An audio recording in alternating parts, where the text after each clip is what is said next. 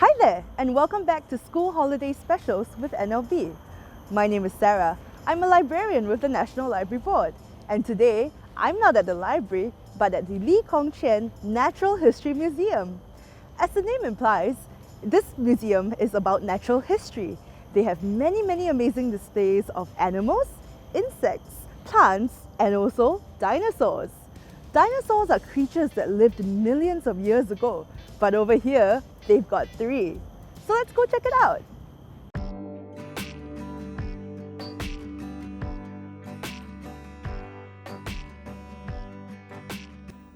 And we're in!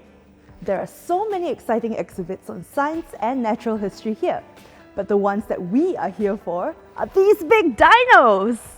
Let's find out more about them from our subject matter expert, Chian, who is an education officer with the Chian Natural History Museum. Let's go! Hi, my name is Chian and I'm an education officer at the Chian Natural History Museum. I'm here to share some facts about dinosaurs with you today. As a dinosaur dies, the soft parts of its body, such as the skins and muscles, will rot. Before the body completely decomposes, it is buried by sediments such as mud, sand, and silt. At this point, usually only the bones and teeth of the dinosaur are left behind. Over millions of years, the water in nearby rocks gradually seeps into the pores of the dinosaur bones, and some of the minerals that the water carries, such as iron and calcium, hardens over time and eventually replaces the bone completely. The result is a solid rock copy of the original bones, known as the fossil. Sauropod dinosaurs were one of the largest animals to have ever walked on Earth. You can identify a sauropod dinosaur by looking out for its extremely long neck and tail and its very small skull. The long necks of the sauropod dinosaur allowed them to reach the leaves on trees, much like what giraffes do today. The dinosaur would then take a bite out of the leaves with their narrow, pencil-shaped teeth, arranged like a rake. Unlike humans, the teeth of the sauropod dinosaurs may not have been used for chewing.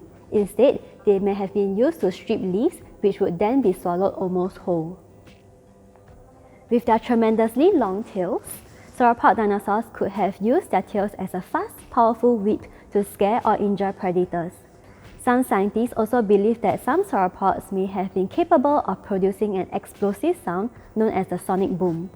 This is likely caused by the thin tip of the tail whip exceeding the speed of sound for a brief moment. This is similar to the loud crack produced by a bullwhip, which is a tool used to handle livestock such as cattle today. Wow, I've learned so much here today. Thank you, Chian. These dinosaur bones are amazing and it's really worth the trip to come down here and check it out for yourselves. Now, we can't go digging for these by ourselves, but I have something that's close. Follow me back to the library for a fun craft activity. Let's go! We are going to make dinosaur pasta fossils. This is a very simple craft activity that you can do at home. And all you need are these materials: dry uncooked pasta and soft clay or plasticine. First, choose a dinosaur that you want to create. Check out some non-fiction books about dinosaurs if you can't decide. For example, you could make a sauropod dinosaur with a long neck, like the ones we saw in the museum. Or we could make a big theropod dinosaur, which is like the scary and fierce Tyrannosaurus rex. For me, I'll be making a stegosaurus, a dinosaur known for having spines on its back.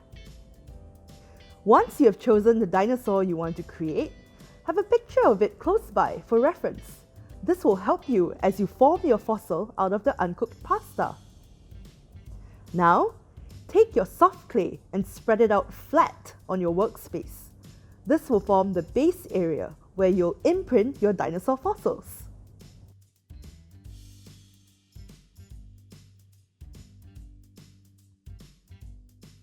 Next, pick out the pasta shapes that best suit the look of your dinosaur fossil. You can use the straight cylindrical ones like these for the dinosaur's limbs and rounder ones like these for the body. It's up to your imagination. There's no wrong way to do this.